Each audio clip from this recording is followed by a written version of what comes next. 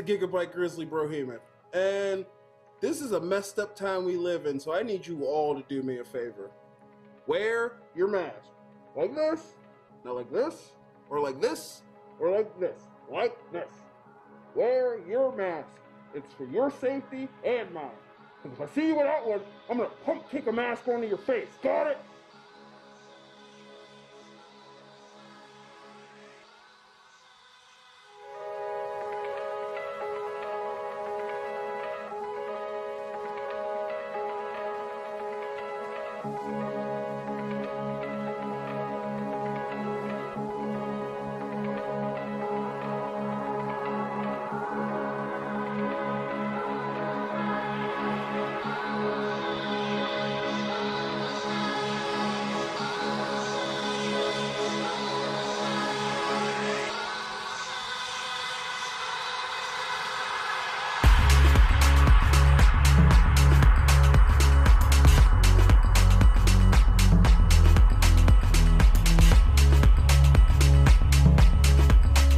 Parental discretion is advised. This show is brought to you by IndyWrestling.us and IndyWrestling.network for your independent wrestling entertainment. Slice on Broadway, supporting Pittsburgh podcasting with the perfect pepperoni pizza.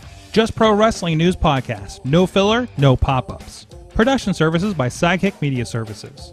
And listeners like you, supporting us at patreon.com/Wrestling Mayhem Show.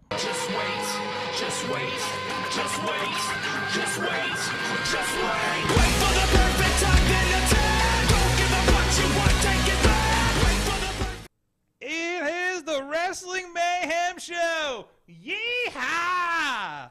Over 800 episodes talking about professionalized wrestling and cow tipping on the internet. I'm Mike Sorg at Sorgatron on the Twitter here in the Sorgatron Media Studios in Pittsburgh, Pennsylvania, and we are tipping the hat to you guys out there. Oh, man.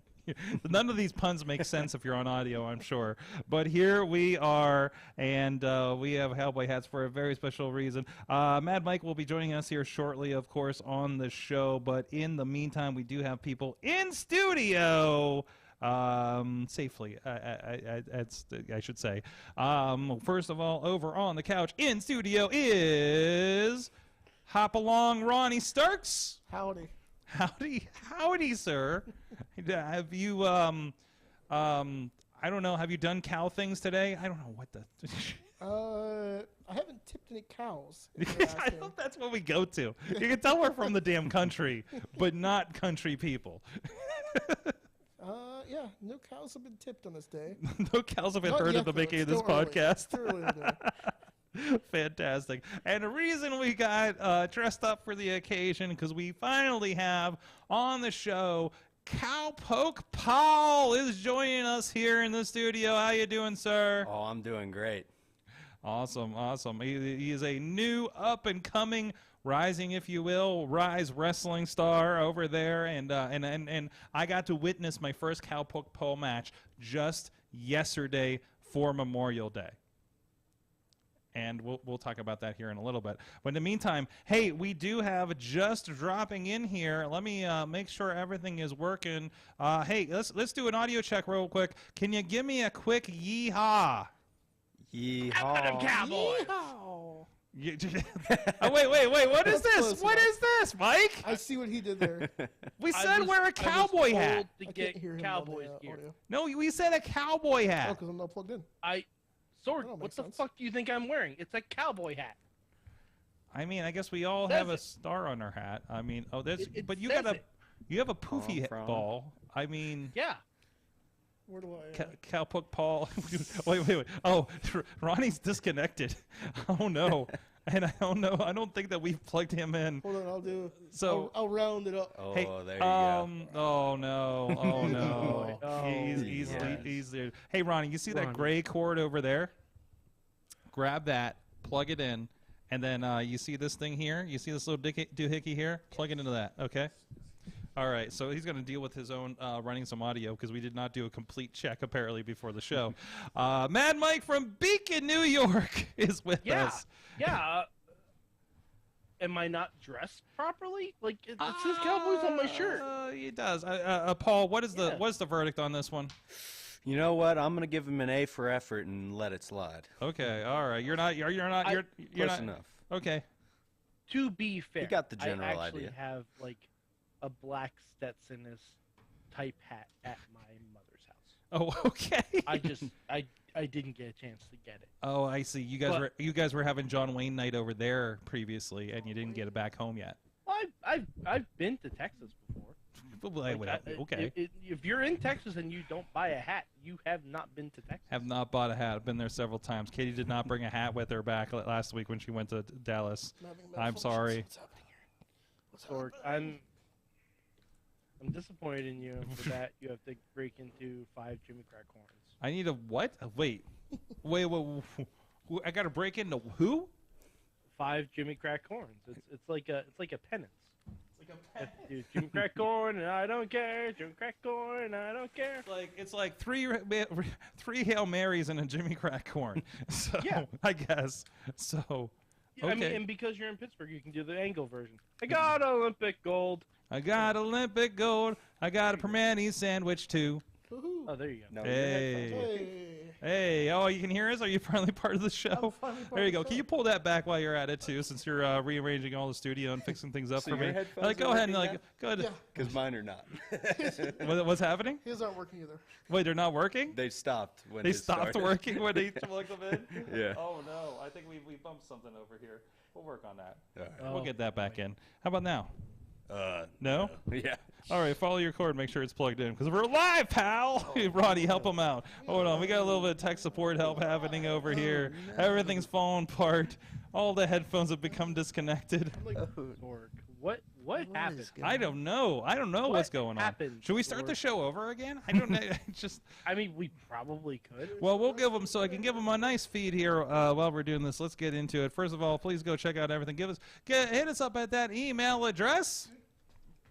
Good times, Good y'all. times at Wrestling Major. He stopped helping to go, and now he just knocked the entire microphone over. Oh, jeez. It is calamity here in the studio right now. I'm going. I'm So, glad Sorg, are you saying there's mayhem? there's a mayhem, if you will. What's that? Is that his cord that's out? Oh, jeez. Oh, jeez. wait, should I do the whole show as Dusty Rhodes? No, you should probably not do the whole show as Dusty Rhodes. Why not? Oh, so, do you guys have headphones that work now? What's happening? What is going on over here? Madness. I'm afraid to. Whoa, I'm not taking that shot. That was some full butt. Sounds like someone just saw a full moon. Yeah, I did. I did. Are you back, Paul? I don't think so. I hear you. What in the headphones? Tina says it's going to be that kind of show. It's going to be that kind of show. Okay, well, good times at WrestlingMayhemShow.com. Did we do the thing? We did the thing. Good time. It's a little wild and a little Can you believe strange. we've been doing this since 2006? Can you believe that? Make your home out Don't on drop the mic range. again. I'm trying. Oh my God!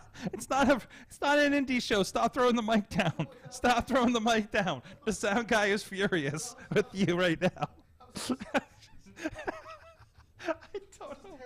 I don't Sorg, know. do you want me what to just to sing do. the Hey Dude theme song until we get this sorted out? Yeah. Hey, you know what? Just sing Hey Dude, and we'll go fix this. All right. It's a little wild and a little strange when you make your home out on the range. Start your horse and come along, 'cause you can't get a ride if you can't hold on. Singing yippee-ki-yay, yippee-ki-yay, what like the cowboys say. Sing the it now, yippee-ki-yay. Get along, little doggies, till the break of day. You better watch out for those man-eating Is he still jackrabbits. going? Oh, That he's still killer going. necktie. Hey, son. Now they're like jacked up. Okay, we fixed it. Yes. Good timing. Now it's insanely loud. That was What was that? awesome. There we go.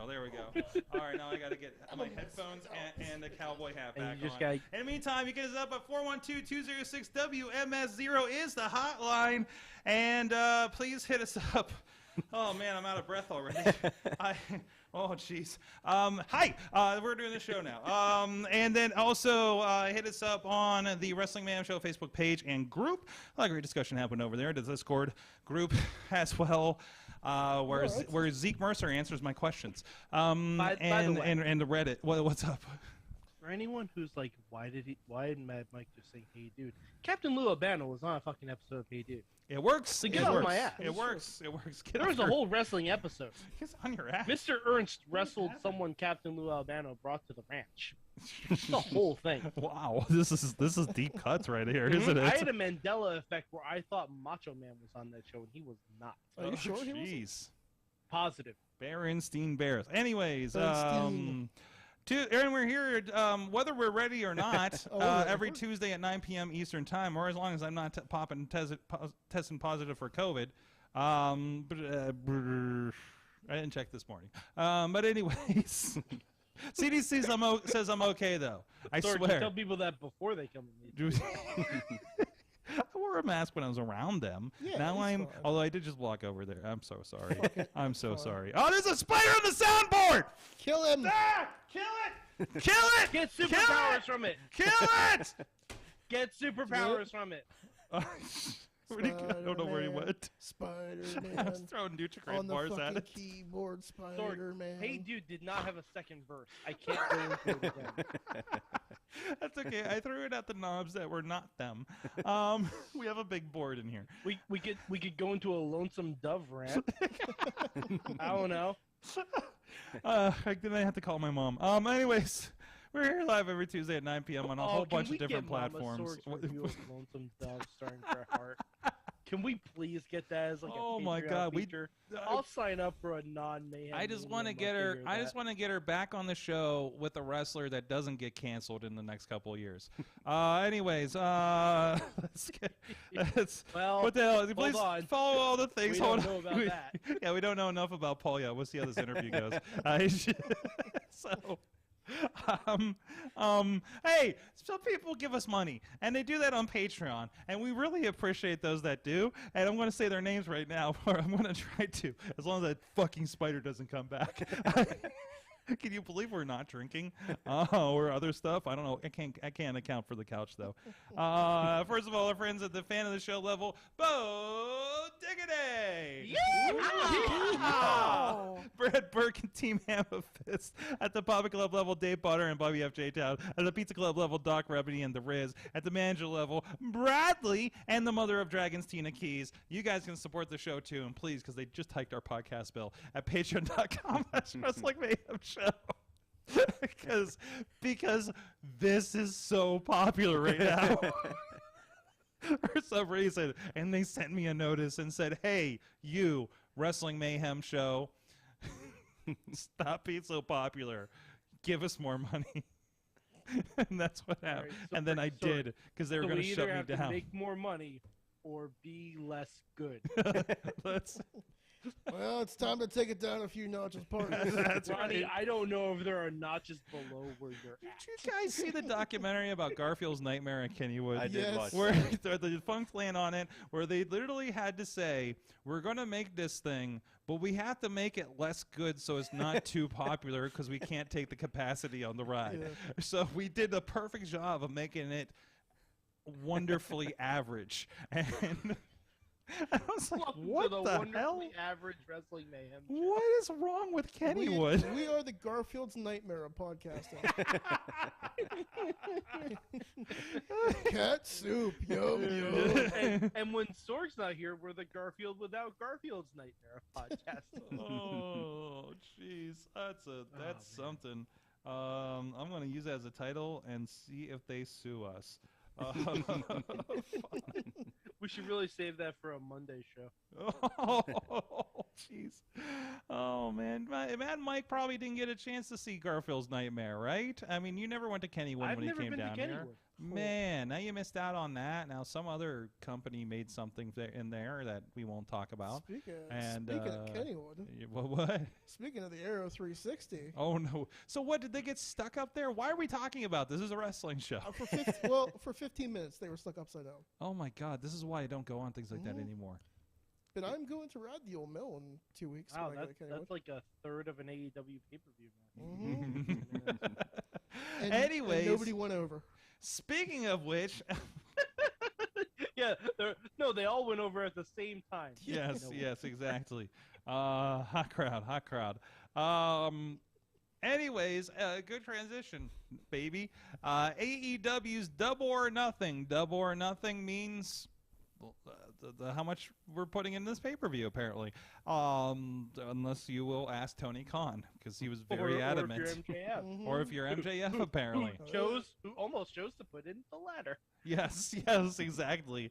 My God, AEW got really interesting this week, didn't it? Mm-hmm. So I saw that pay-per-view in a movie theater. So I'm loving this because the movie theater experience that I had, and WrestleMania did this too as well this year, I believe, because the movie theaters are, if you haven't figured it out yet, are fucking desperate. But anyways, so put events in that makes people pay for it. Mad Mike, let's first talk about the experience before we talk about the show. My wrestling movie experience was going to TNA's Lockdown. And I remember the feed skipping as if I bought it on a bad pay-per-view company like Bleacher Report during the show. How was your experience in the theater? It looked like you had lounger seats, maybe.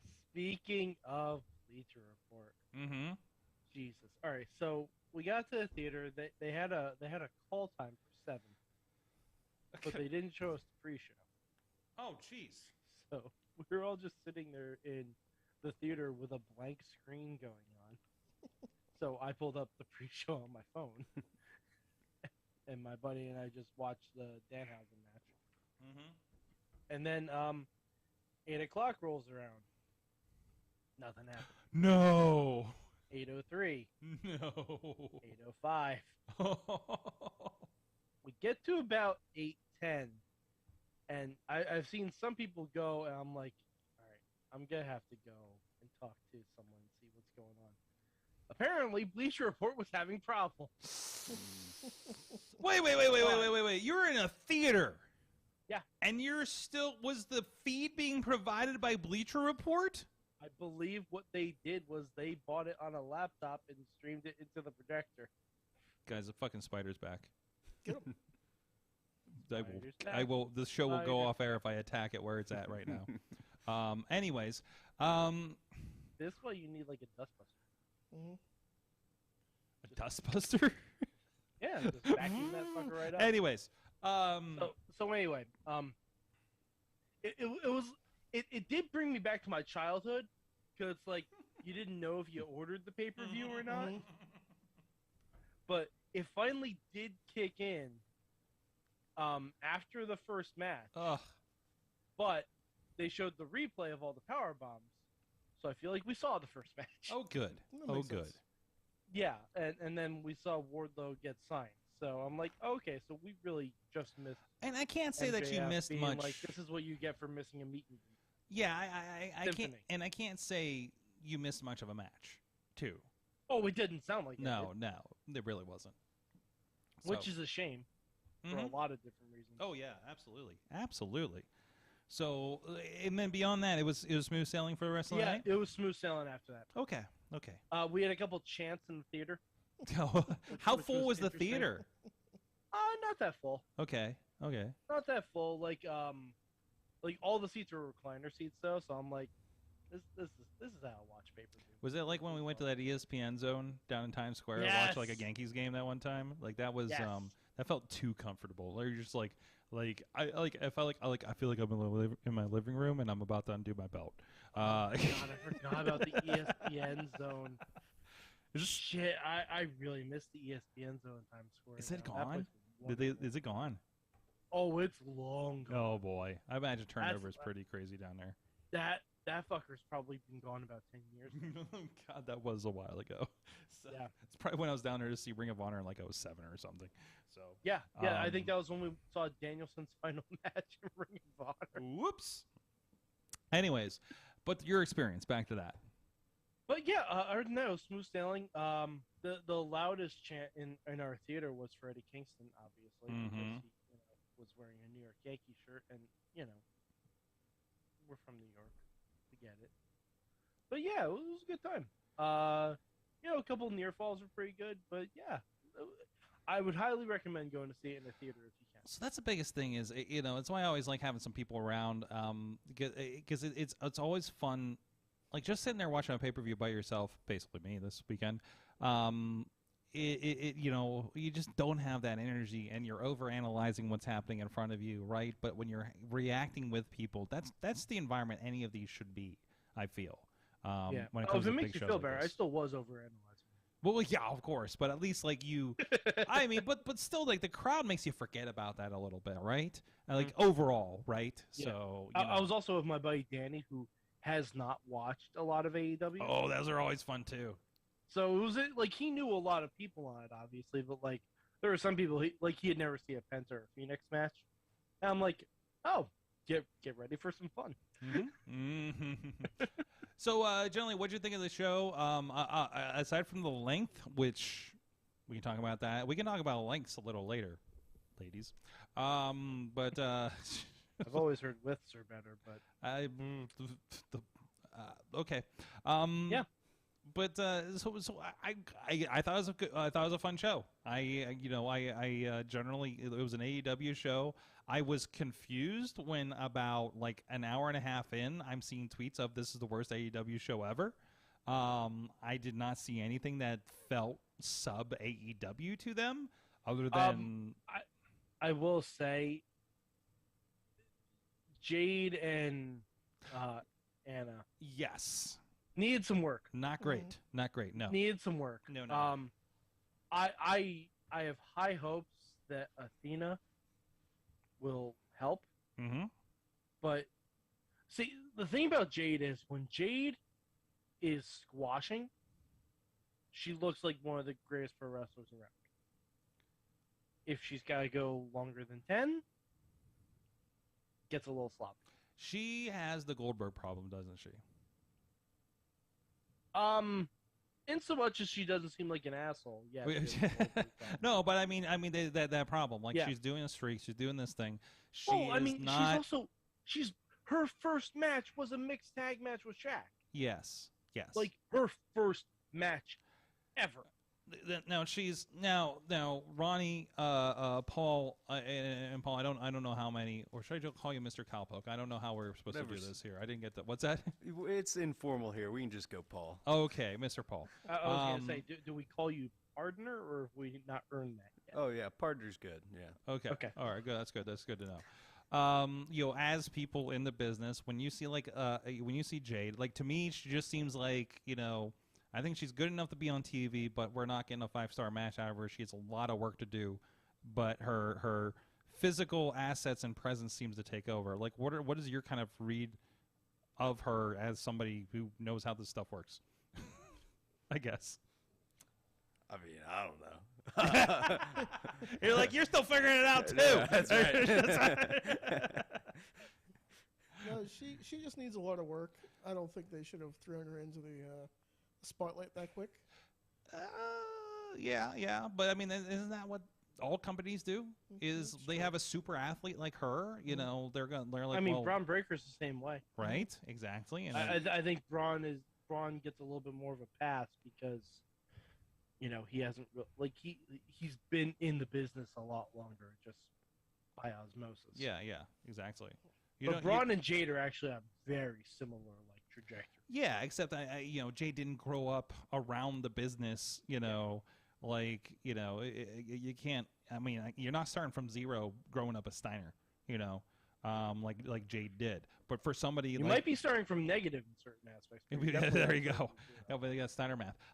But Jade's somebody who did start from because I believe she was an athlete before this, right? Yeah.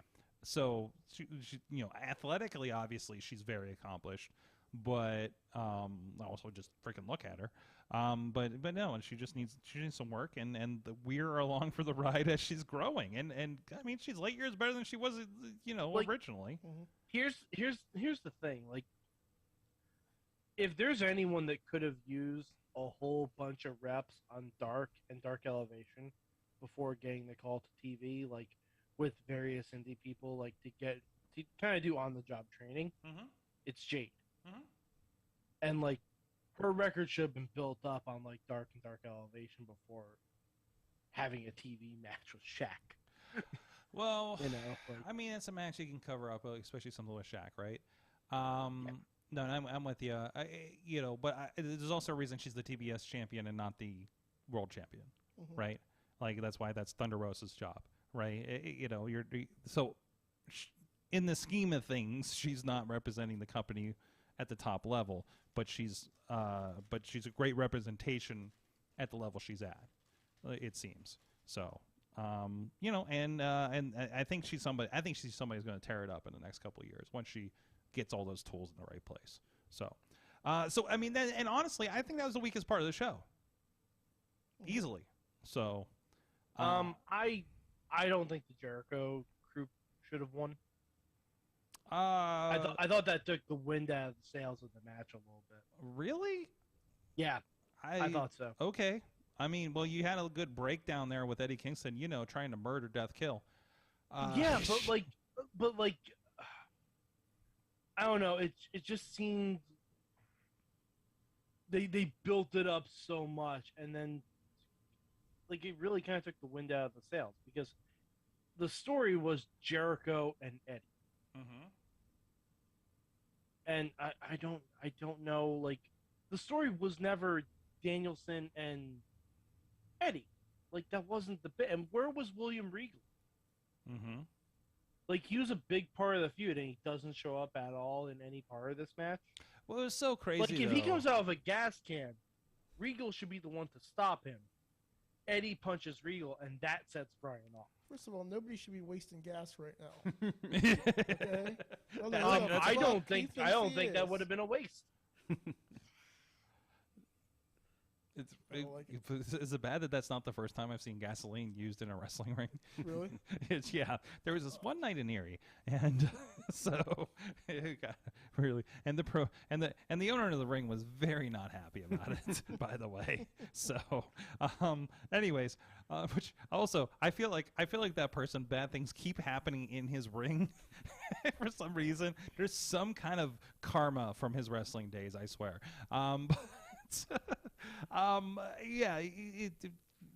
Where were we at with that? No, that match was and I know this is the purpose. And I accept that.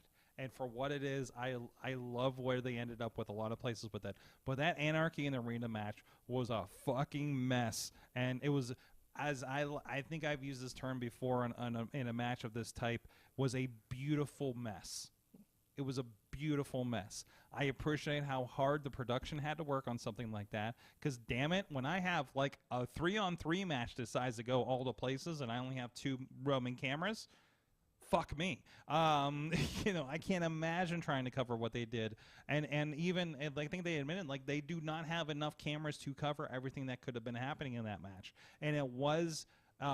You could tell they were having problems keeping up because I like to at least like come back when the hit is happening, and we were missing all of that. And just randomly, we just come back to Bryan Danielson, and still punching away in the stands. That was a lot of fun. The New Jack moment of the sound playing, of the music playing over and over again until he killed the music, was a nice touch. Tearing down the ring when I'm like, oh God, we have 2 more matches left. Eddie Kingston just disappearing into an elevator, only to show up with more blood and a gas station. I wish we saw that because that's always my wrestling dream, is a fight in a freight elevator. Just like a Ninja Turtles game, right? Well, yeah. Also, like a match I wrote when I was 19. Of course. But I love that match. I love how ugly that match is. Also, I'm a guy that saw 2 death matches in Detroit in the last month, so I kind of yes. I do think it's kind of weird that the ultra violent Blackpool Combat Club just had a huge plunder match. Yeah? I don't know. It just seems... Is that really out of character for Jon Moxley? Have you seen Jon Moxley matches in other promotions in the last month? Because they haven't spilled outside the ring a lot. They've been violent. They've been bloody. They haven't spilled outside the ring a lot. You did not see the DC match which was a 4-way. Okay. No, I mean not as much as this, but there was still a bit of calamity. Okay. Also, I feel bad for the poor people who have to clean that arena. Because there was DNA all over the place. That match is probably not what you want to do while we're still in a pandemic. I mean, did you see him at Top Baller? Fuck me. Yeah. Anyways, oh my God, I've seen more DNA spill in the last month. That's a phrase that should not be by itself. DP, clip that one. No. Dave, clip that one. Whatever. Personal use. Why is he talking about Personal DNA use, with a pal. cowboy hat on? What is this show? And then, I forgot I have a star on. You're the sheriff. Just like we'll talk about deputization in a minute. CM Punk is your champion. I think I'm more interested in what they do with Adam Page afterwards, because Adam Page has been this interesting, complex character through this entire thing. And by the way, I'm a little worried about what they're going to do with him. I think he might have another family thing, you don't know. But also he's been kind of all over the place emotionally, right, with things, and you got to give and Page had. This chapter of AEW Championship has been tremendous with him, right? His matches with Brian Danielson. Danielson. Fuck me. It's all the same. Also, thing. who was it? Oh, CM Punk saying listen, I had a match with Dean Ambrose, but I've never fought John Moxley on the thing. Was kind of fun. He said that on TV before. Did he say that on TV? Yeah. Okay. Well, that's the first time I've noticed it, or most recent time I've noticed it. So. Or he said in his first post media scrum or what? It's not. It's not. I don't want to get into the timing and press conference yet. I think we'll do that. Oh, here I haven't even watched. I have some. It's fantastic. I have some notes, and you've probably heard things. So, did you watch a bit of it? Yes. Yeah, I did. I watched a lot of it, and I got some thoughts. Hey. I have some thoughts. Hey, cocaine's a hell of a drug. Cocaine's a hell of a drug, and That's why they have it in Vegas. Oh boy, somebody had some times. We would talk about that. I would love to bring up the Great O'Con and his Las Vegas experience. I was this close to asking Jeff Cobb when's the last time he saw him when I saw him Saturday night. So there's that. And apparently everybody had a ticket to Las Vegas after St. Louis, but me. It feels like, because Athena was there, Frank the Clown was there apparently. So there's that. Also, great to see Athena in freaking AEW. Yeah. Also, fucking good. And this is honestly what we should have led with. Stokely Hathaway. Yes. Oh, that will be the best thing for Jade, right? But yes and no, because she doesn't need to talk. She's not bad on the mic. No, but It's this gonna will help, but only make it better. Still need a little bit more of the in-ring. Yes, but I don't know. I think he'll be a good. He is a more experienced guy than Mark Sterling, as far as that and a goes. more charismatic guy, just Yes. in general. Who would you have? Okay, here's a question. Real quick, go around. Everybody has the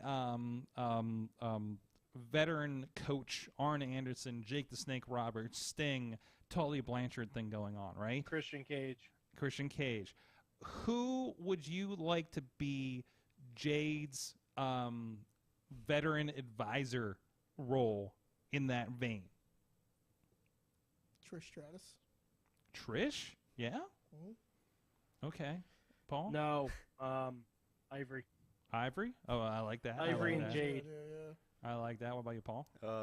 Terry Funk. Terry Funk should be everybody's advisor. I agree. That's a good answer. Honestly, you know what? I would love to see Serena Deeb kind of coming back around to that role. She's the professor. She can build her up, right? I could be good. I'd rather see Serena with a title than advising someone. This is true, too. Personally. This is true, too.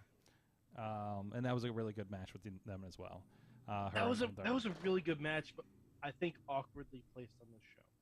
Yeah. Well, it was in that. I think awkwardly placed on the show. It was in that last 3 run, right after the Anarchy match, right? It was right before the. It was before the Anarchy match. Okay. Well, okay. Yeah. Yeah, it was a very good, solid technical match, but it didn't honestly. I wouldn't have had the Darby and O'Reilly match at all. Mm-hmm.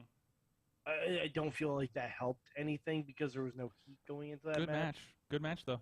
Good match, fine match, but it didn't belong on the show. Yeah. Well, that I'm was like, part of the strategy. I think we'll talk about it in a minute here, guys. So, anyways. Well, in the meantime... Dave says Beth Phoenix.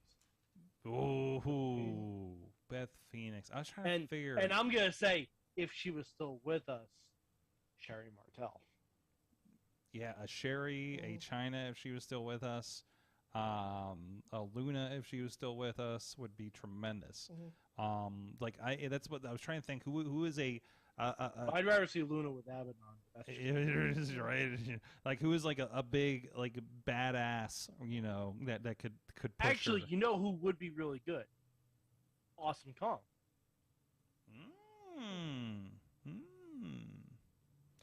I would also not hate Vicky Guerrero seconding her.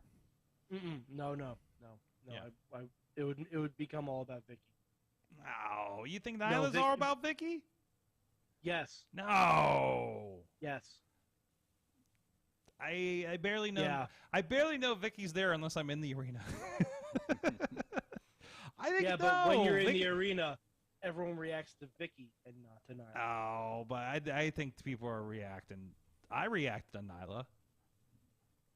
But I also think that music's fucking badass.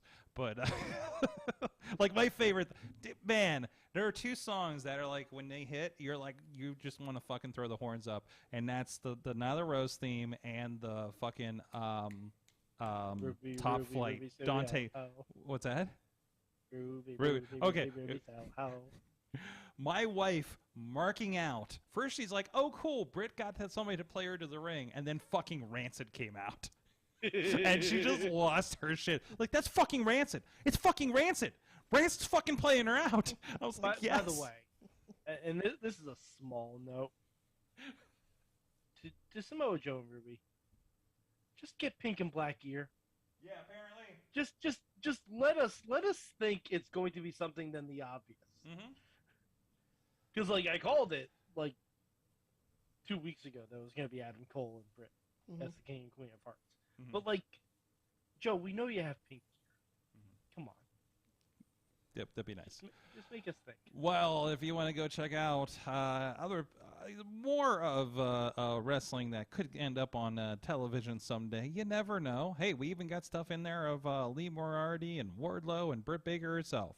You can check out it all at IndyWrestling.us, the IndyWrestling.us network, or the ringside members on the IndyWrestling.us YouTube page. A lot of great stuff going on there. You can see the budding career of one Cowpoke Paul over there at Ryse Wrestling, of course. And, of course, coming up, I believe. So stay tuned. I would like to do it this Tuesday, but maybe by next Tuesday, we will be actually rolling out the Victory Championship Wrestling Memorial Day Mayhem free on our channels, the YouTube, the Facebook, wherever we can throw it.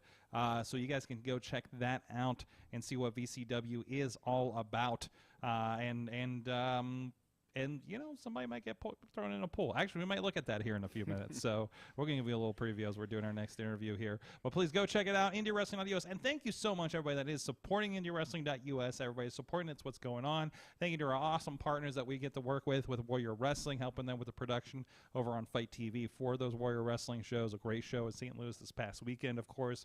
The surprise guest replacing Will Ospreay was Brian Cage taking on Davey Richards. It was tremendous.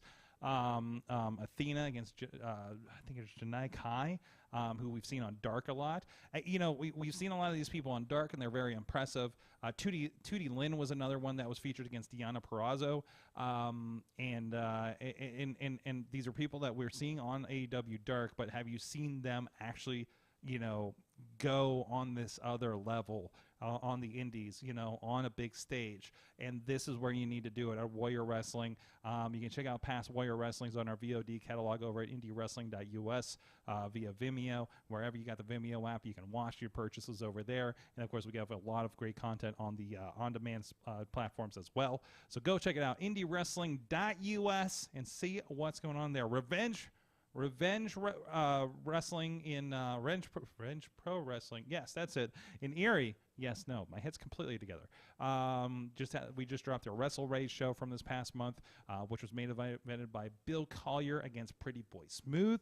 A lot of great stars on there as well. Go check it out, IndyWrestling.us. And as I mentioned, as featured on IndyWrestling.us and in the forthcoming VCW Memorial Day Mayhem. I want to say massacre, but that doesn't seem right. Yeehaw! It is Cowpoke Paul. He has a shirt that says yeehaw, in case you forget how to say hi. Right? Yeah.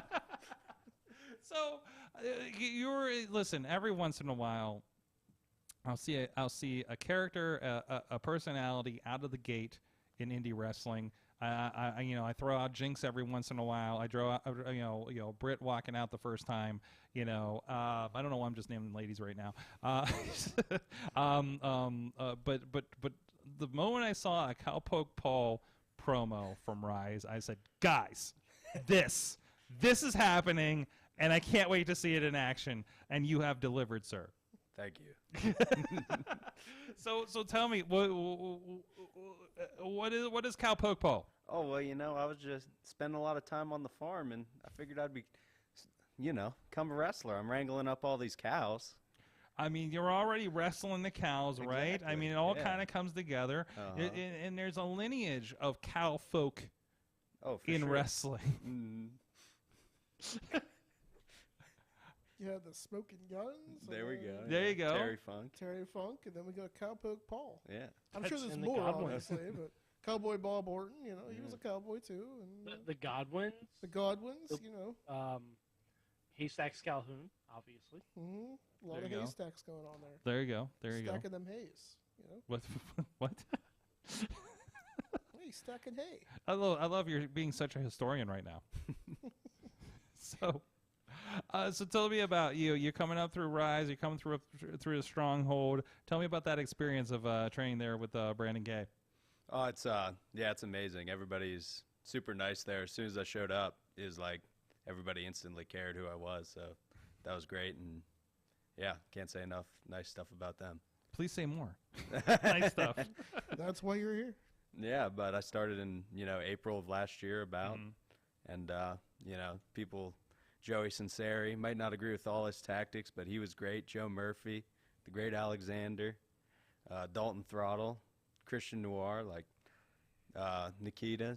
All these people were just so nice. Brohemoth, Zeke, everybody.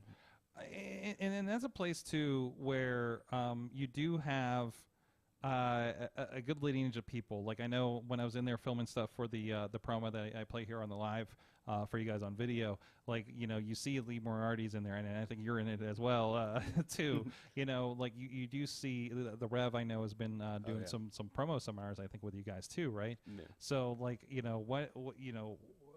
how is that? I think you have other guests, too. How has that been helping to kind of form you, too? It's great because you get, a new perspective, and it's always great to learn from multiple people. So it's a lot of fun, and yeah, everybody helps out. Now we did have, you've been kind of a happy-go-lucky character with Ryse Wrestling, as I've been able to see, in the editing and everything with our, our great crew's been over there covering those shows with you. But you had a different kind of attitude yesterday with VCW as well. I don't know. Was it just being in West Virginia? Yeah, sometimes when I, cross that border into West Virginia, I just can't take it and rubs me the wrong way. I got to punch somebody. I mean, if you pissed off Zeke Mercer, you've definitely done something, right? You don't want to do that. Yeah. Did you tell Zeke that you like Mel Brooks movies? Because that really gets Yeah, he wouldn't know the meaning of Mel Brooks. So. Actually, you guys should have done a Blazing Saddles gimmick. Oh. Damn it. That's a missed opportunity. Hey, you know what? The opportunity is still open. You guys connected. Like, you could do, I don't know. Can we do a Can Blazing Zeke come Saddles? out on a horse? or like one of those like the Chavo Pepe things, like the horse on a stick. Is You this a just good punch it, idea in and Zeke- and Zeke 2022? Oh, yeah, we can pull it off. It's dangerous waters. Yes. I mean, it's a good thing I didn't say what I was going to say. No, yeah, it's probably good. It was just It's probably for But the best. but anyways, yeah, first seeing you in action in person, of course. It's fun watching a show when there's people in the audience wearing less than the wrestlers. That's a first. That's a first for me. So. Look at you carrying Zeke Mercer right now. That's right. I already got a nice belt. I don't know why I wanted to steal his. That's right. He could defend the RSW Championship, which he's showing off here in the studio as well. So, but anyways, so Ryse Wrestling, of course, you kind of on the come up over there. You had some great matches over there with a few different people. You seem. I don't know if I usually see Cowboys with such a positive attitude as you seem to have from the footage that I've got coming back at me. Well, I just like having fun and, square dancing, things like that, a little do-si-do. And, I figure I'll just go out there and, if I'm having fun, so will the people. Are you trying to introduce more square dancing to professional wrestling? Oh, yeah, big time. Okay. Big time. I come from a long line of square dancers, so. Who do you think would be your best square dance partner out there? Man. And now, I mean, I don't know if you've met Cowboy Ron Hunt. Ooh. That's come out a couple of times. I mean, he would be a good one. That one's going to be tough to beat. Okay. I mean, trying to think of He's people got who some dance. moves. He's got some moves. He does. I mean, there was that weird dance incident he had with Yvonne Dudley, but involving his mom. So that was an awkward night at RWA. But who else you got thinking? Man, I mean, I'm trying to think of people who dance. Disco Inferno. I mean, Maybe not him. Maybe not him. Maybe not him.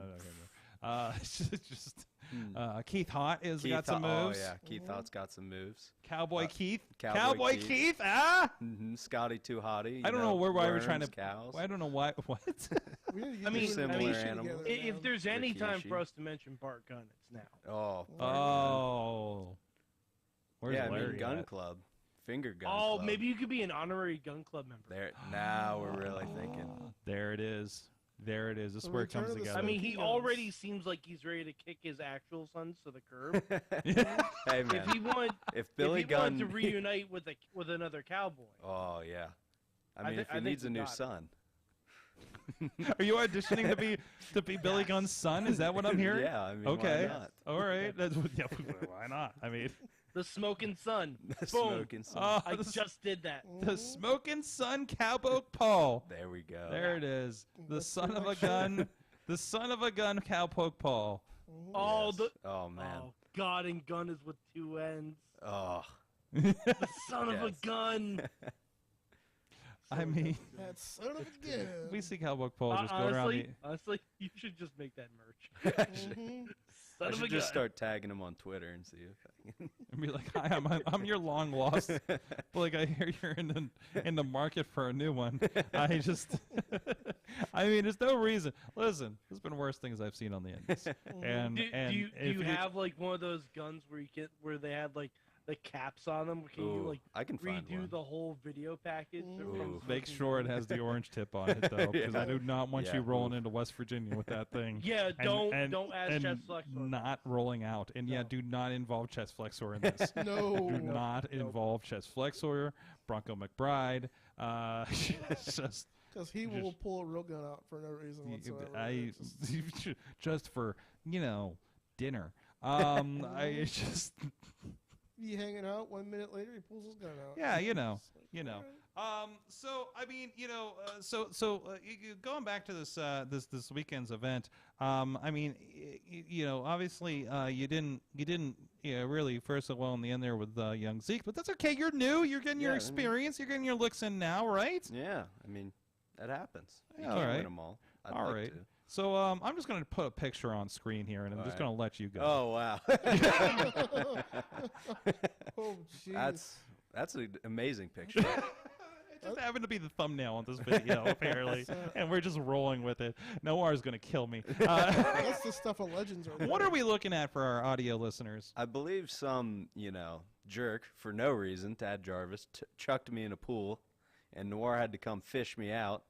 And now we're just, trying to sunbathe, get a little tan going, get the water Is dried that out. what he's doing? Because it definitely looked like you found someone face down in a tide pool and just fished him out, but you don't know CPR. Well, I don't. They do That's not. true. They did not teach the CPR on the Grief. the farm. Yeah, there was, of course, I mean, this was at a pool, and I think I had stated, and I you know what, this is me putting this in on the universe, that I think this is going to be my own personal Nitro Spring Break episode. And hold on, why is this not going? I think I broke this thing. And it really did kind of turn into that, didn't it? In the end, everything broke down into a 10-man tag, and then we had just everything break down into. And no, it's Chicken not. fights? What, chicken fights? Oh, that would have been smart. All you need is Hall and Nash doing. Oh, sorry. Well, Nash. My bad. Doing cannonballs into the pool. So it was actually great because everybody got thrown in, and then like Beastman and everybody. By the way, the cannonball that Beastman did. I thought I was not in the splash zone. I was very confident I was not in the splash zone. I was wrong. And unfortunately, I can't show any more of this because I don't think it's done processing. So we're just going to leave you with this image. No, that's something else. I don't know what that is. That's not a good image to That's show. just Beastman hanging at the pool with a bunch of people. So, Those yeah. are West Virginia's personified right there. Like, It really look at is all kind those of, right? people, and you're like, ding dang, like at all those people. Like, cool. So, anyways, an interesting experience to say the least. That's the VCW Memorial Day Mayhem, but of course you can check out a lot of other shows, the Ryse Wrestling shows, like we mentioned over on, if you remember, on any of the IndyWrestling.us stuff, and I think we featured a few clips and matches actually over the last couple months of you too, if I'm not mistaken. Right? I believe so. Yeah, we got a few out there over on YouTube if you want to experience some Cowpoke Paul. Now, wait, why are you the only one not wearing a hat right now? Man, What's happening? Sorry. Wait a minute. Hey. I mean, we are all on theme here. That's true. We were all so we did. I got a T-shirt here. I got the Brew It Club from our friend Team Hammerfist on Twitter. Puts us together after I forget his name. Joe Murphy. Joe Murphy, thank you. The most caffeinated man in all of professional That's right. And he's from the same class as you, right? That's so you're right. you're very. First of all, what is your impression of Joe Murphy? Oh man, I mean he's the best. You put a cup of coffee in that guy, and I think he could slam anybody. Yeah. I mean, he just keeps going and going and going. He could slam a Beastman if he had enough. I think he could. I mean, that's hard. So look out, Mr. Beastman. Yeah, but I think Joe Murphy could do it if he got enough coffee in him. That's right. I bet he could slam a tornado and Dry up a sea. Yeah. So what are we? It was like so. Listen, you got to have some themes. What are your moves? What's your move set? What's the merch? Are you just yeehawing right now, or are you really digging into this? Should we come up with some $1,000 ideas? I mean, I gotta would find love out if some he needs it first. I I know. mean, so these hats you guys got on, if you like them, you can get them at any Ryse show. The badges as well. Oh yeah. I also have cowbells. Oh. If you need more cowbell. Everybody needs more cowbell. Oh, they do.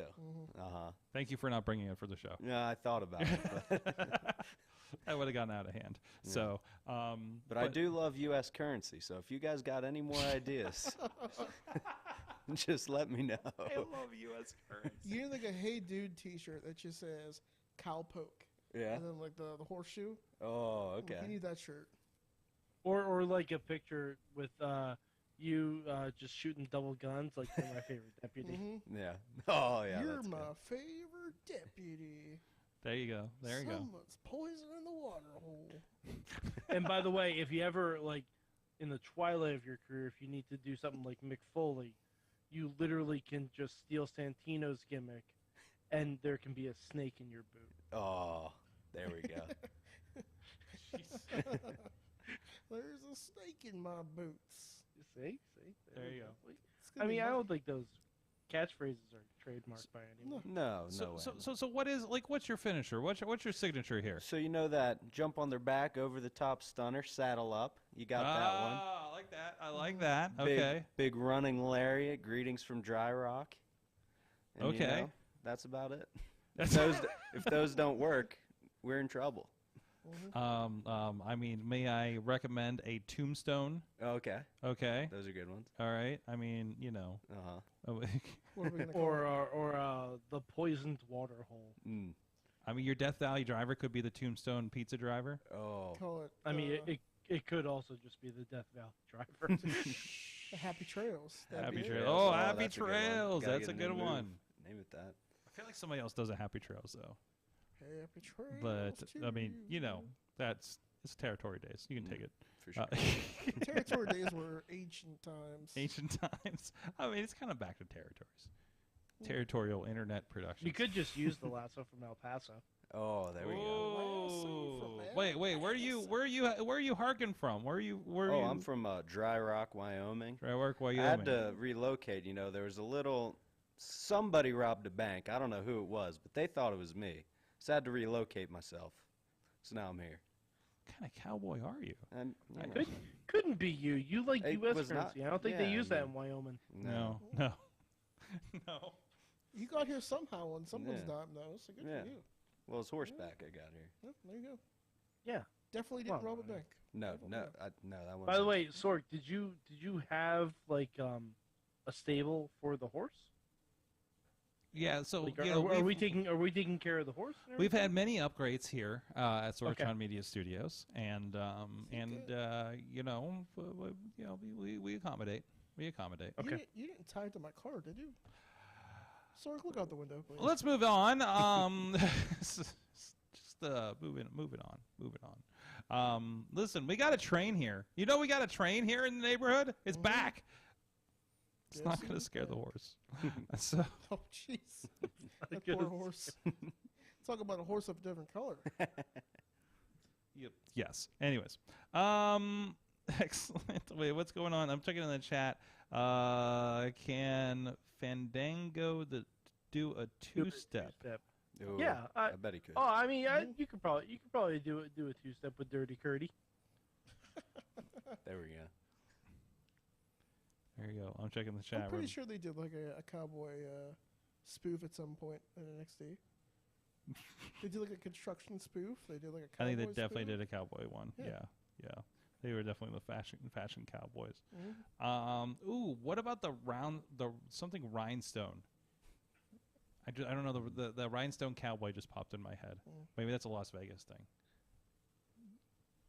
Am I wrong?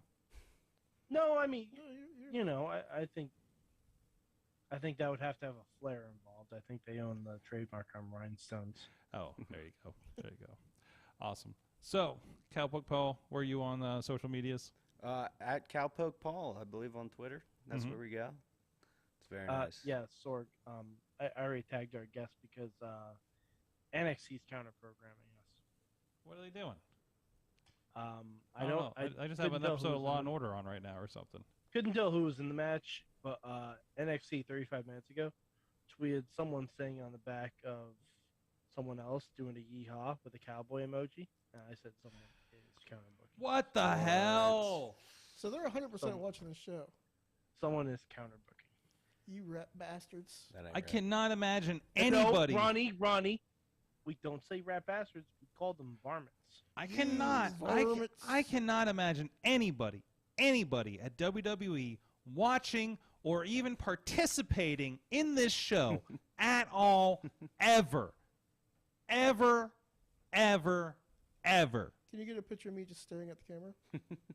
If you could look at the camera. I'm looking at the camera. No, you're not looking You're at not the camera. looking at the I'm looking camera. at the camera. Kevin looks at- there you go. This is my surprise face. Hard camera, Ronnie. Hard camera. Ronnie's I was camera's looking hard. at Sword's camera, and I can see Sword. Why are you looking Okay, at the back of my camera? so I can That's see not the you. camera. I can see you through the camera. I'm like, well, that's not me. I can act like I've done There's this before. also not Oh, a lens on your side of the camera. Because it's facing me, as you can see. Someday I'm gonna learn how to do this this podcast. This is why Ronnie's not on television. Oh yeah. Oh yeah. I'm like, hard cam's this way. Yes, I'm on hard cam. It's like I'm looking right at it. Look at the adjective. Play. What are these words coming out of the hard cam? And why can I see Sorg? Oh my God. Well, Ronnie, if it makes you feel better, I saw I was catching up on my young Rock, and Rock even recounts he didn't know where the hard camera was his first time either. So, Listen, man, we're doing. So as long as it's your first time podcasting, you're fine. It's not. It's your first podcast, right, Ronnie? I've been podcasting with you guys for a few years now. Yes. Okay, all right. So maybe you're fine. There was a moment on Saturday night. It was the JoJo match, the LA Dojo match, and guys got a cool I can't explain this costume, other than he's half mechanical Spider-Man suit and half RoboCop, and he goes to does a super cool pose to like the back row and the wall, and like me and both of my cameramen are like, what the fuck is he doing? The hard cam's the other way. And I was like, I guess they don't teach that at the dojo. Because it was so intentional too, right? Like he's like, I'm completely doing this so everybody can see me, and we're like, you did this so 10 people can see you. What are we doing right now? I'm sorry. In the dojo, they are all hard cameras. I think apparently they are. I don't know. I love you, New Japan, but you gotta get your boy under control. I don't know what was happening. And it's not just like I'm just going to the crowd. It was like a hard intention, and it felt over the top. Like I'm completely fucking doing this for the audience at home. But there was no audience at home. And it's just like, wait, the fuck is happening? And it just broke me for a minute. So, I'm sorry. I should not. Fantastic talent. And I still need a story on that fantastic outfit he came out in. Oh, my God. I can't breathe. So, we're going to go to break. Ronnie, since I'm out of breath, damn it, you're going to read this ad. Into the hard cam, Ronnie. I'm looking at my camera. Hello, camera. Hello, people at home. Let me tell you guys about our sponsor. Yes. Slice on Broadway. Tell it. New York style pizza. Oh? It tastes just like it looks. Delicious. Okay. Do you want New York style Yinzer made? I was getting there. Yinzer made pizza? Then go to your locations. I think there's one in the North Hills. There's one like right down the street from us. It's actually there. Sorry. It's right in front of you. So there's one in Peachview. There's one in Carnegie. There's one in East End. And there's one by me in the North Hills. And now we know where Ronnie lives. Remember, Slice on Broadway. Make sure you get your Slice on Broadway. And that's how they do it on Broadway. We'll be back. Oh, God bless. We will be back after this.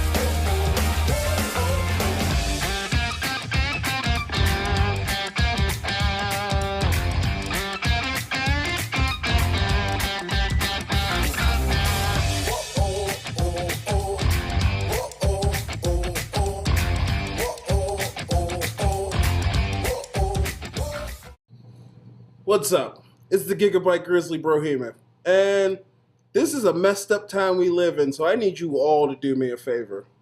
Wear your mask. Like this, not like this, or like this, or like this, like this. Wear your mask. It's for your safety and mine. Because if I see you without one, I'm going to pump kick a mask onto your face. Got it?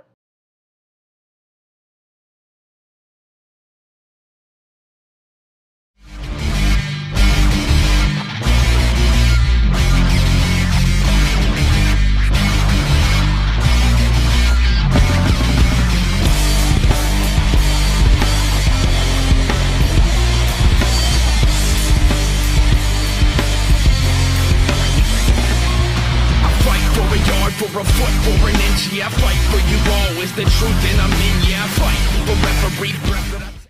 The world of pro wrestling, it's bigger than ever. So how can you possibly keep up with everything that's happening? Just pro wrestling news. Don't fear falling behind. Give us just 5 minutes every morning, and we'll catch you up on the biggest news in the world of pro wrestling. No filler, no rumors, no spoilers, no pop-ups. Just pro wrestling news. Subscribe on your favorite podcast app or tell your smart speaker to play the Just Pro Wrestling News podcast.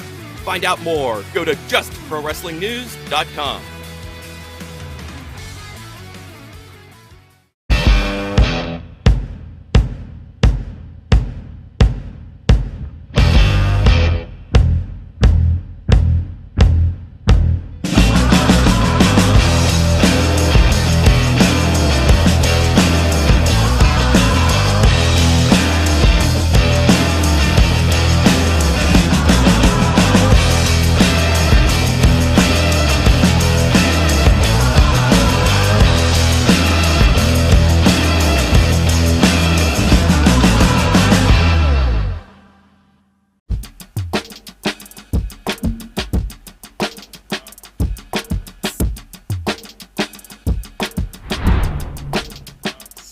Legendary podcast.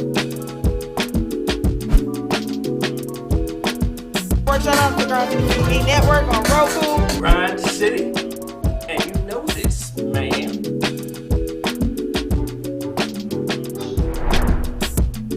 You know what I'm saying? It's like right place, right time, out of nowhere. So what you saying?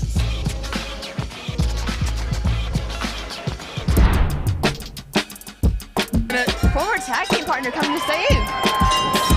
Tony Johnson, we saw him battle Edric earlier, but this is a 2-on-1 mugging.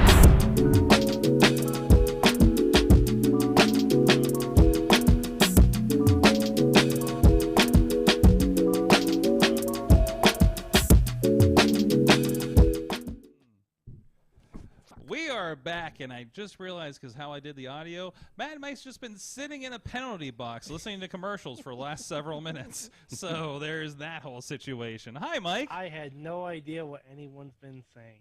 Well, we've been talking about you this whole time. We have been. And so I was talking about how disappointed you were in me. Also, while I'm at it, You varmints. Speaking of varmints, I'm the varmint that did not plug the Ryse show next week. There was one just this past weekend in Baldwin. It's in editing right now for IndyWrestling.us, but there is one next week happening. Wait, Paul, did you have a match this Saturday? I think we were up in the air on that. I did. You did. What'd you do this past Saturday? Oh man, I went one-on-one with Gerard Garrett. Magnificent. Didn't turn out the way I wanted it to, but you know, we'll get him next time. Okay, all right. And then what's happening next week? Yeah, June 11th, Uniontown, going one-on-one with Colby Red. Ooh. Tough draw, but he has a bullet in his head. I know, yeah. Tough task, but how do you take on a person who already has a bullet in his head? I mean, he's I don't know. You shoot him in the heart, sword. Yeah, there you go. Oh wow, that's pretty good. Shotgun drop kick. There we go. They're putting you in there with a lot of good talent. Good Yeah, for you, it's man. awesome. That's a good sign. That's a really good sign. So I mean, you know, if they think you can hang and learn something with this, they're definitely gonna throw you in there with those guys, right? Yeah. So, there's Mike's message. Why do I have the music? Well, reasons. Something didn't work. So really good show. So what else is happening on that show? Pretty Boy Smooth is going to be defending once again, correct? Yeah, Jackson Stone from Impact Wrestling. Jackson Stone. Yeah, that should be great. There's a tag team gauntlet for the tag team titles. Primal Fear is going to be in that. Okay. There's a women's tag team match, Scarlett and Laura Lovelace versus Badger and Lana Lennox. Okay. Should be a good one. It's good women's talent, yes. Yep. Oh, Christian Noir and Tony Johnson. That'll be good. That's going to be insane. That's good. That's good. good. Grudge match between Matt Connard and Getty Cahoon. That's going to be really good. Dr. Carl Martin. That dude cracks me up, by the way. Which one? His manager. Oh, the doctor? Dr. Carl, because he holds that skull. Oh, he holds it all the time. And then, like, he was mumbling something at the show, and he kept doing it. So he saw I was laughing hysterically. So he, like, intentionally tried to make me laugh. Nice. And I'm like, shut up, man. Like, Sorksy yell at me if I keep laughing on the fucking camera. Yes, I am. I'm like, we can fucking hear you. It's a live mic. I need to rework that. So that strategy doesn't work with Ronnie. Well, did you guys see the legend of that mullet kid that I put on camera? Outstanding. Good mullets in Uniontown. Oh man, you saw that kid that I was talking about, right? He's awesome. Hey, nothing like unironic. That was one of the greatest things about Dollywood was the unironic mullets going on over there. So Tina's still waiting on my pizza. Somebody needs to book me in Seattle again. I haven't gotten a call yet. So message your local wrestling promotion and tell them to book Sorg. Slice on Broadway, coming to you from Broadway in Seattle. Listen, Seattle. Are you trying to defy Sorg? Okay, I'm not calling them out. But there's other promotions in Seattle, and I just want to go to Seattle again. I know. And I have I have openings in July. Okay, so June's booked, but July I got some openings. And I'm just saying it'd be nice to visit Seattle in the summer. Okay, and I promise Tina, and if you book me, I will also bring you pizza. I know it doesn't seem like a good idea, but I hear the West Coast doesn't have great pizza in general. So I mean, something that's been on a plane for 7 hours. I've been to your pizza kitchens. Don't think I haven't seen your pizza. West Coast. Yes. No. You know what the best part about their pizza is? Throwing it in the trash. Oh, wow. And that's why you should go to Slice on Broadway no matter where you're coming from. Anyways, what the fuck? Speaking of people going off the handle, so there was a press conference the other night. I was like, and yeah, I haven't watched this yet. So okay. So here's a impression. You're gonna want to watch it after we talk about fantastic. it. So I kept getting these tweets about it. I saw a tweet from I think Ross Berman saying that this is a cry for help. And I'm just like, why is this a cry for help? They just had a fantastic show. They kept saying how they broke all these numbers for AEW. It was maybe the most successful night in AEW's history financially at this point, right?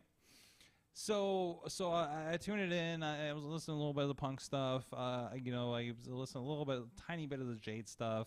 But it just sounded like she was doing a podcast interview, so I moved on. The Jericho stuff I thought was really interesting, actually, especially when they're talking about the Anarchy and why certain things happened or didn't happen going into the Anarchy match with Mike, which Mike also may lend to some of the questions you had with that match too, if you listen to that part. But then and I missed the early part that Ronnie you were talking about, but like there's this thing where he kept defending because there was this, and I tried to get back in time for the pay-per-view, and I was like, yeah, I'm going to go do this, and Dabrowski says to me, because I had been driving for 10 hours, 10 hours, something like that, and Joe had been on the social media in the back of the car, so he's been like, hey, you're going to have a long night. I'm like, what are you talking about? I'm just going to go see the pay-per-view. He's like, yeah, he has apparently said the main event is not going on until after the NBA Finals tonight. I was like, oh, okay. So that could be something. So did you know this, not know this, Mike? Okay, that makes more sense. Okay, so when we talk about like certain matches and things being in where they were, so he's going into this, and people are asking him, and buddy Nick Hausman is always asking awkward questions of him. Because the first thing he asks is like, so will you comment on the MJF situation? He's like, no, I will not comment on the MJF. Nick's really good for asking those questions that he knows he will not get answered. But and Nick I know from doing commentary over at Warrior. So he asked about, I think he's the one that set him off on this. So asked about the length and everything, because he's coming on fire for the length of the show. But also, the crowd was fucking into it the whole time. Also realized the crowd they took breaks. The crowd was into it generally more than the last show. I think personally, markedly better than the last show. They took breaks. But man, they were hot when it was deserved to be hot, and I felt like certain things that should have been hot fell flat at Revolution. Okay, so that's just where I'm at there. Anyways, so they talked about the length. He was very adamant about how, like, yes, we put things in order the way they were. He kept talking about his dinner he had the other night with Dana White, and then says this is very akin to how UFC does their pay-per-views, right? Because he's like, there's 50 prelims and all this stuff, right? And they do very well for themselves, and everybody knows that their main event is usually not on until after midnight, wherever, on the East Coast, things like that. It's plus it's like still a $50, $60, $80 pay-per-view sometimes for UFC. So there's that. So the philosophy that there were people at home with the Game 7. He did not think there was going to be a likelihood of Game 7 when they dropped this date, because he said something about there's a 28%. He's using a lot of sports numbers because he works with the Jaguars, so he's in that world, right? So if I were him, if you've seen the Jaguars play, I wouldn't trust him. Okay, but he's still in the world, okay? Executing a successful team on the field is different than the business side of things. The administrative business side of things, let's say. And I honestly, I don't know much about his role at the Jaguars personally. But anyways, so their idea of doing like the 3 hot matches ending the show, Anarchy in the Arena, that 3-way tag match, which I forgot who all was in that match. Holy fuck, that was good. And then, of course, the main event, the marquee, was going to be CM Punk with Adam Page. Which that's a big fucking deal. But it could be the biggest marquee match they've had yet, right? It was. I mean, on paper, financially, it was. Mm-hmm. So between the house, they said that, and he talked about how, and I remember hearing it, and I was like, that's really interesting. Tony Schiavone during the Anarchy match is like, this is crazy. Call your friends. We still got the main event coming up. During the match, after the match, right? And you're like, that's a very, Monday Nitro thing to say. And then it turns out, according to Tony in the press conference, that did spike their buys. They got a lot of late buys. And, of course, anybody that buys it can go back and watch the rest of the show later, right? There's, they can go back and see the Owen Hart tournament, all that kind of stuff. It's there, that's fine. So it worked for them.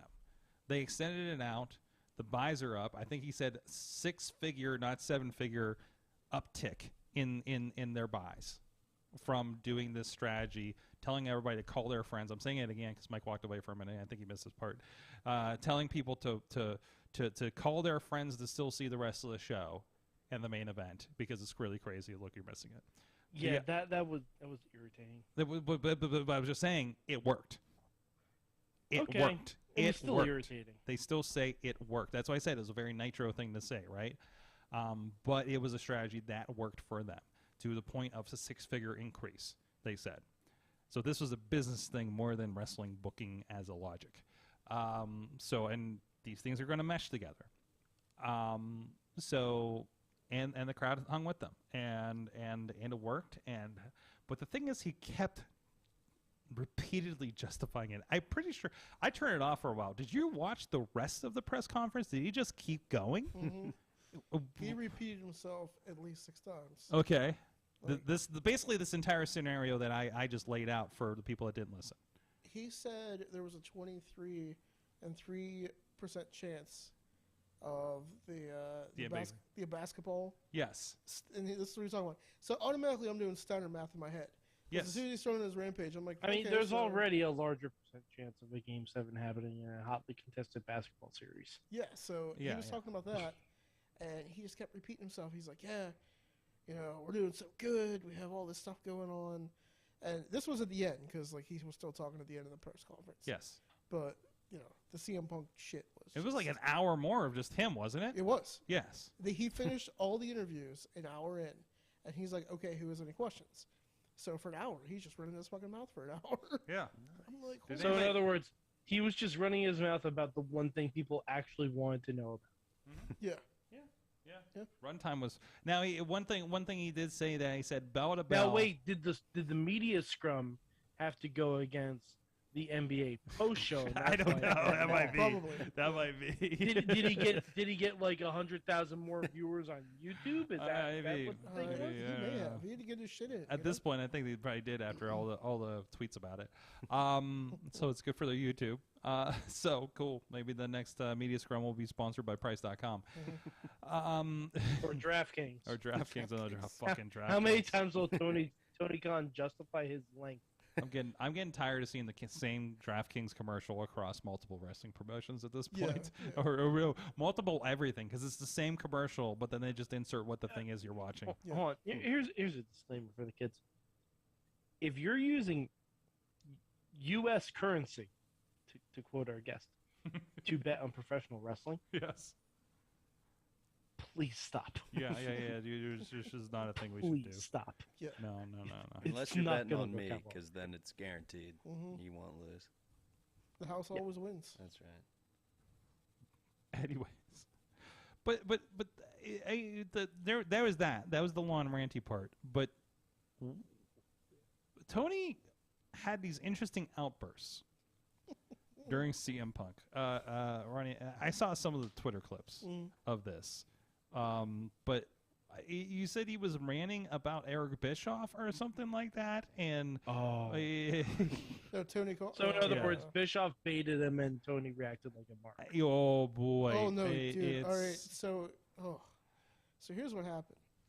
Somebody asked the question of, so a couple weeks ago, CM Punk, you were having a Twitter feud with Eric Bischoff, and he said that financially you weren't good for the wrestling business. And CM Punk, naturally, he's like, I really don't care what Eric Bischoff has to say. It doesn't matter to me. And then Tony Khan's like, but it matters to me.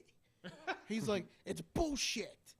And then he just went off on a rant. He's just like, there is nobody in this company who has been financially more successful than CM Punk has since he's been here.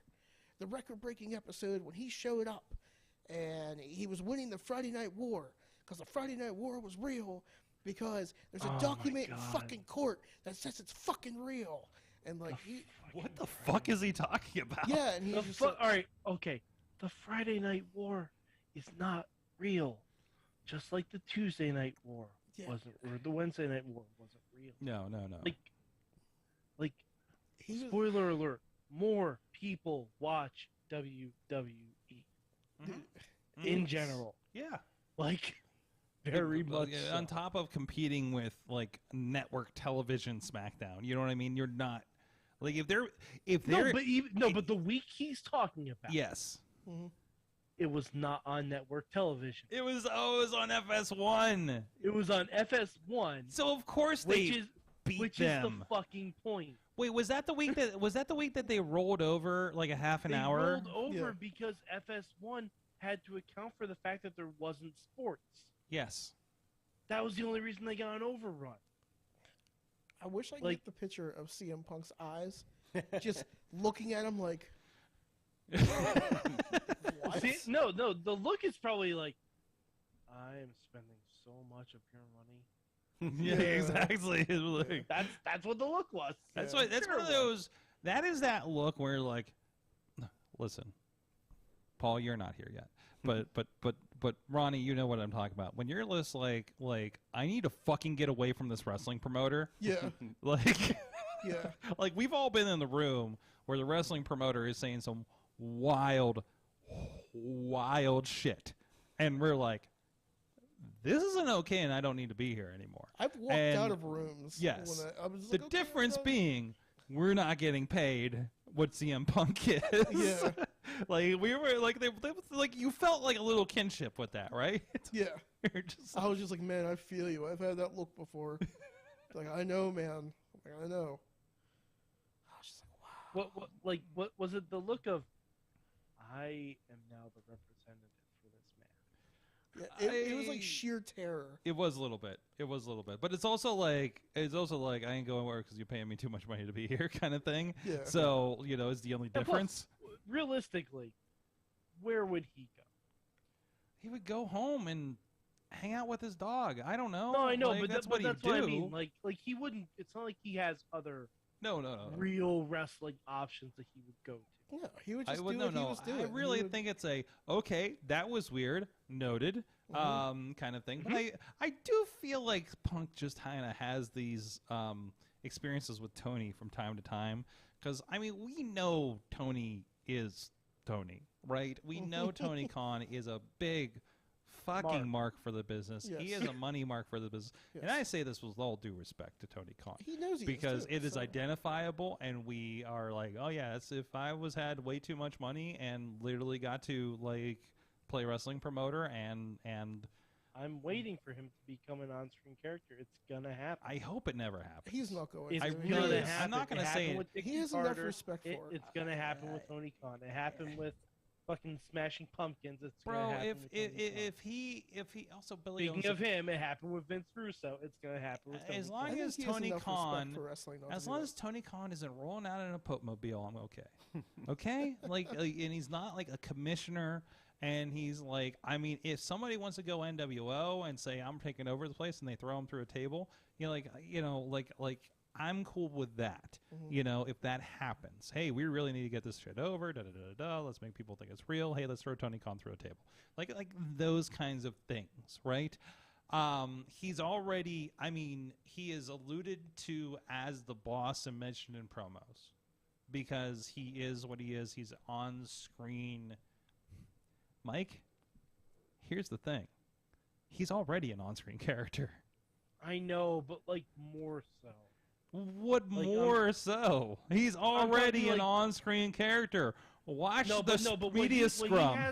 What he has right now is the Uncle Paul role of Triple H. That's what he has. Mm-hmm. Okay. He's not involved in. He's welcome to NXT, Paul. Mm-hmm. Yeah, right? yeah, he's Uncle Paul. That's what it is. Or as Xavier Woods calls him, Hache, which I love. It's amazing.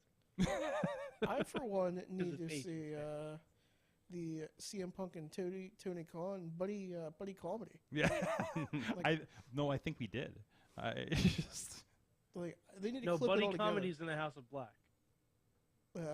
Whoa! I see Wow! what you did there. Wow! So clever.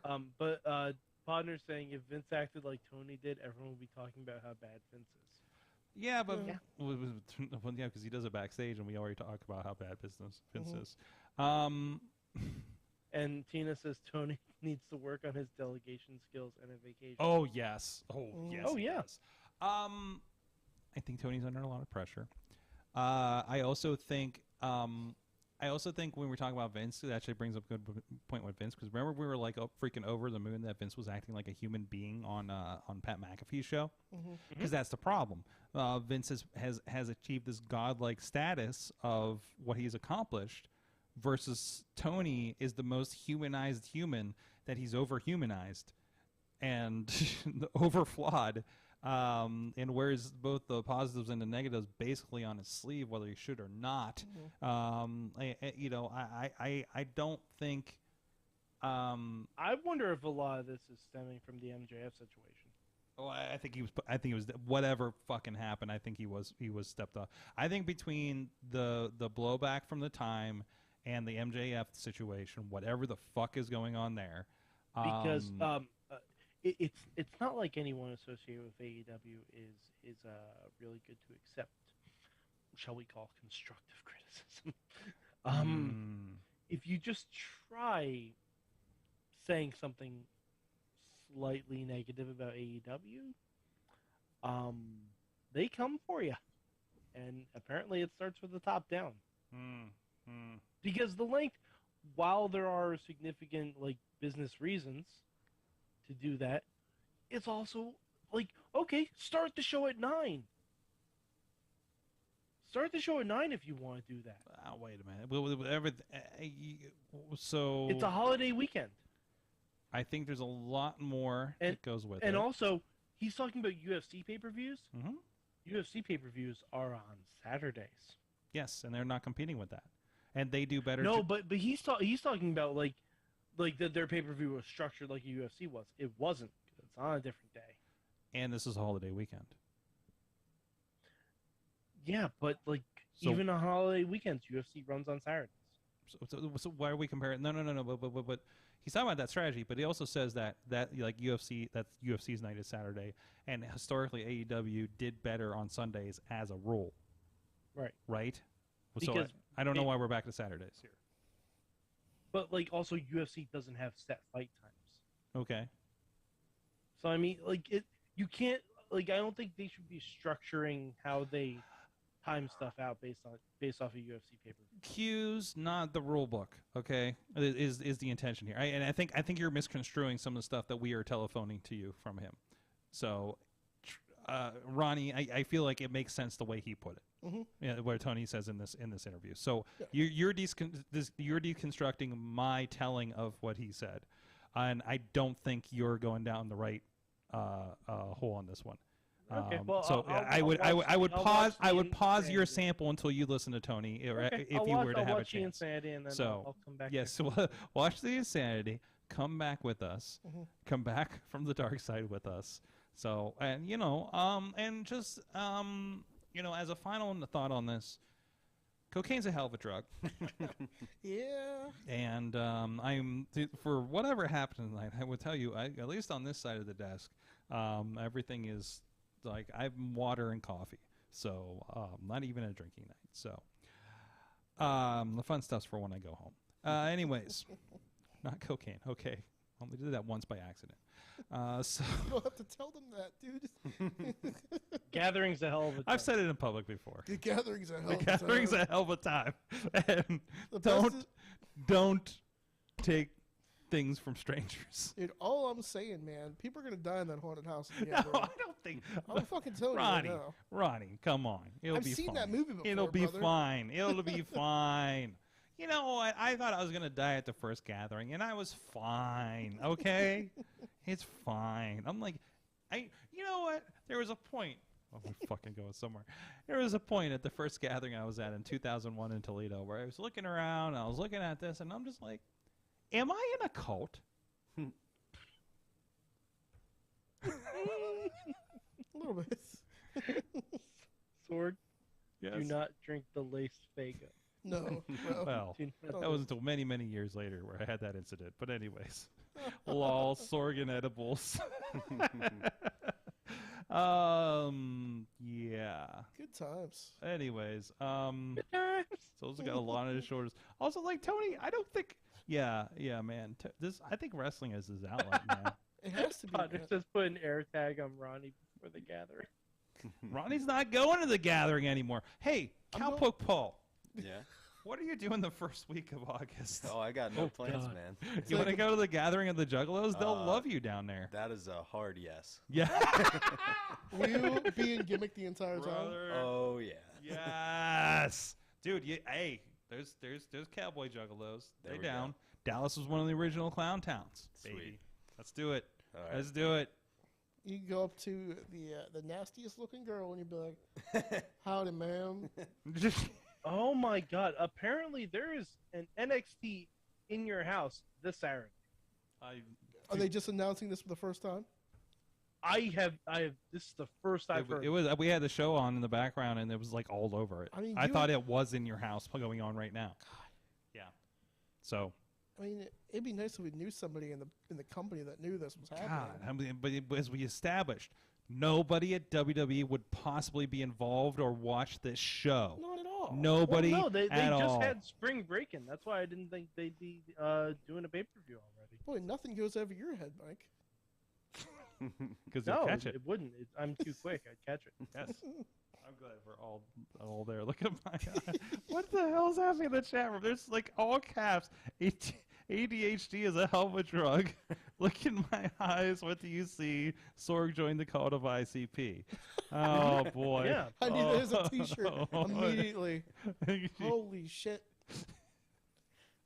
What the fuck is happening? Adrenaline in my soul. Juggalo, cult use Fago.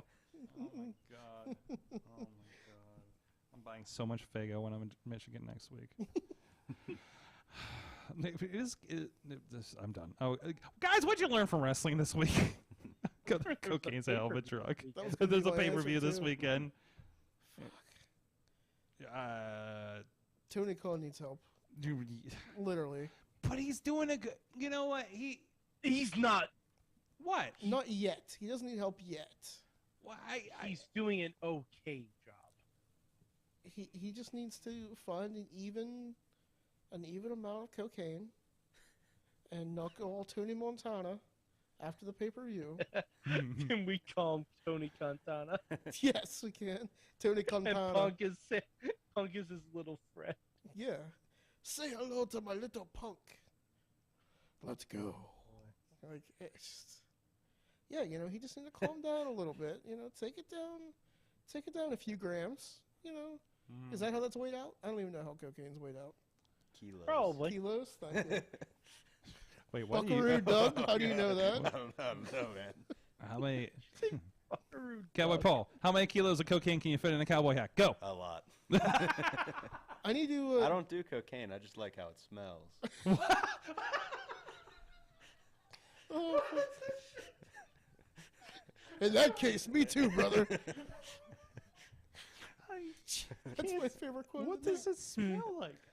Don't answer that. Don't answer that. We've already said too much. We said far too much on this It smells like episode. heaven. Oh my god. And it'll take you there too. Oh my god. Oh god. I gotta send you guys the origins of Buckaroo Doug, so you guys understand where I actually got it from. Okay. Yeah. Learn a lot. I'm real confused. No, it's a TikTok with cats, and the cat is Buckaroo Doug, and he has a song. He's like, "My name is Buckaroo Doug." So like, I watched it, and all of a sudden I'm like, he's just fucking Buckaroo Doug to me now. So now you know the origins, the terrible origins, Okay, and why I call you that. There we go. It's all coming together. I learned back to wrestling. Thank you. Thank you. What the fuck is wrestling? I learned that Adam Cole and Britt Baker are the epitome of dress for the job you want, not the job you have. Yeah. Pretty much. Yeah. They wanted those belts. They dressed like a heart. Those belts were nice though. Mm-hmm. Although I have to say, if there was any time to bring someone out to present the belts and start a feud, should have been Cesaro. Because he teamed with Tyson Kidd. He has heart lineage. I think I could come up next. I think it'd be nice next.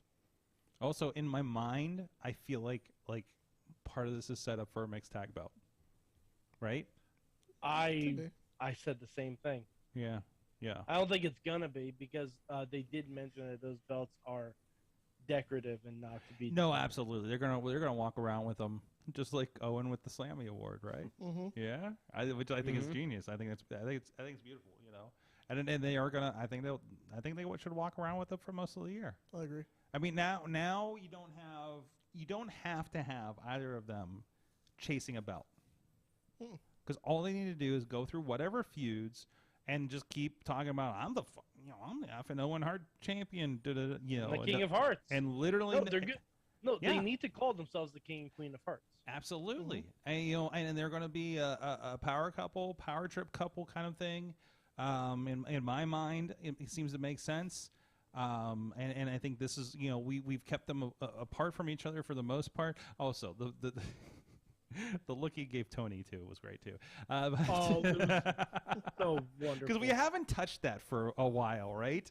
And that's what I love about like the people in AEW is they love rolling with those little seeds. Like something like that goes on, or even a little something. You know, you do not have to watch Ethan Page's blog or or Sammy's blog or BTE or stuff. But if you do, it's very enhancing to the product. You know, I would argue that Sammy doesn't enhance anything. Well, there's that too. But and I'm only presuming the other ones. I know from watching BTE, there's a lot that I now know background on. You know, that makes what's happening on the main show more interesting to me, right? And seeing the reactions and stuff like that. If you're a fan of Sammy, Ethan, whoever, and Fallen Arab, like Evil Uno, I don't know. But you know that's I think I love that aspect of it. But anyways, Danhausen has a good blog.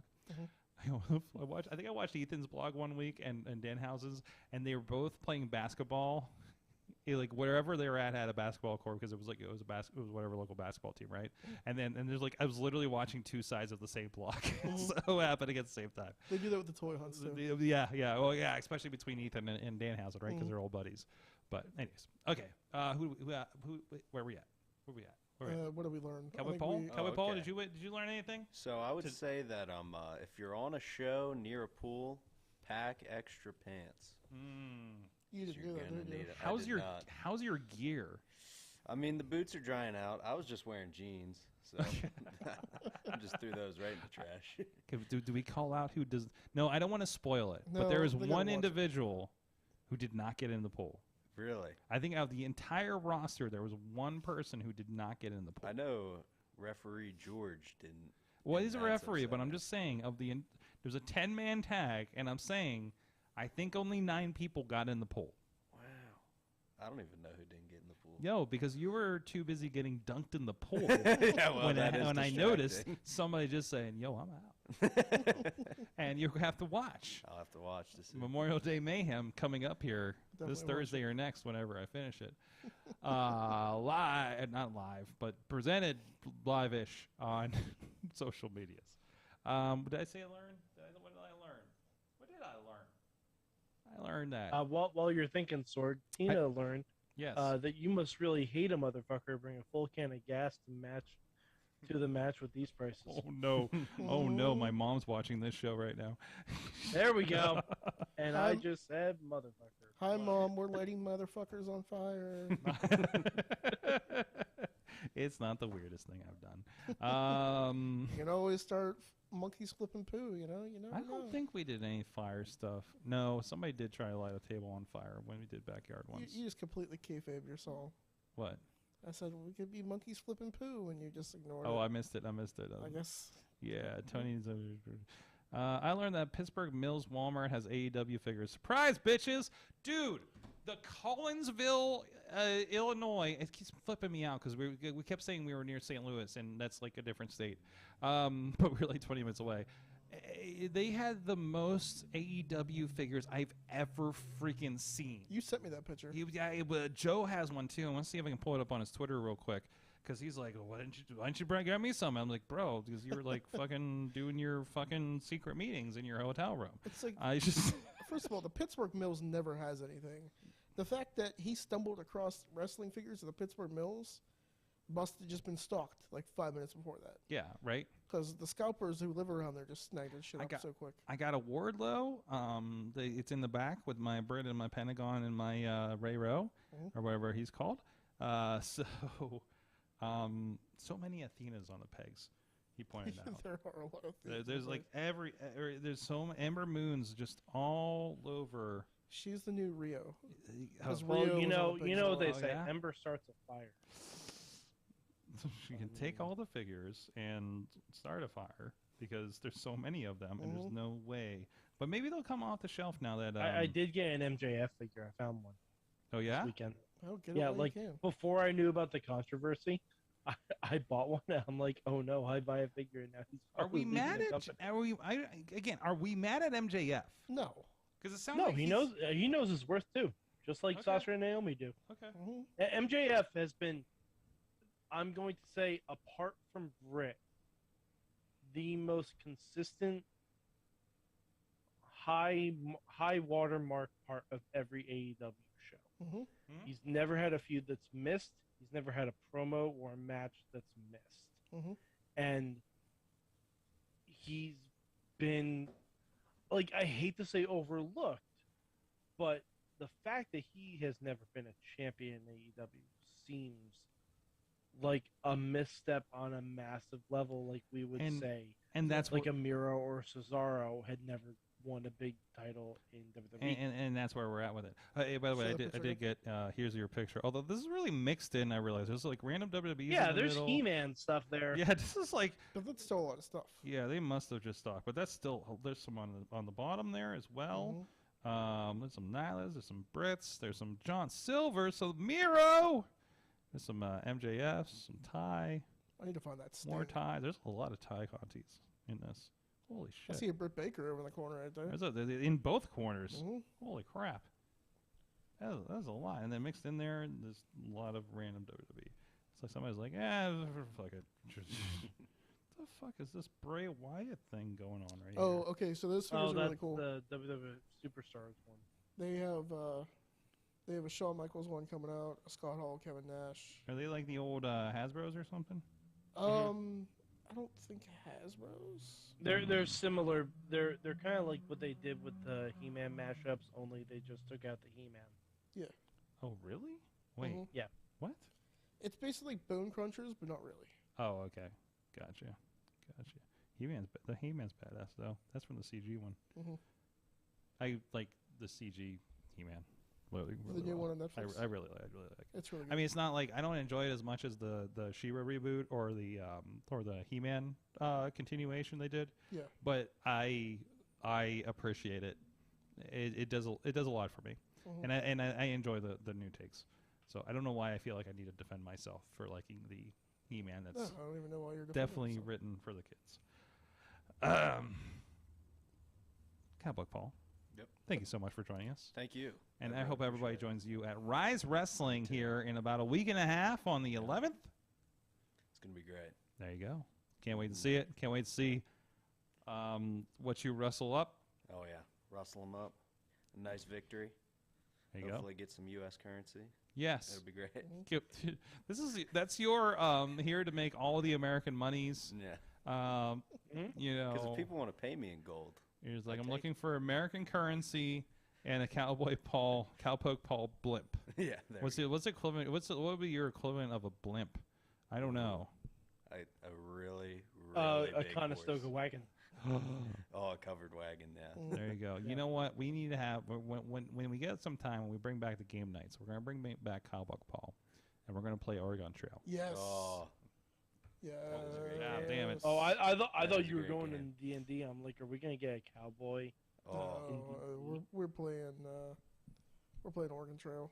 I agree. You died of smallpox. Guys, Game over. I catch dysentery a lot, so happy trails to me.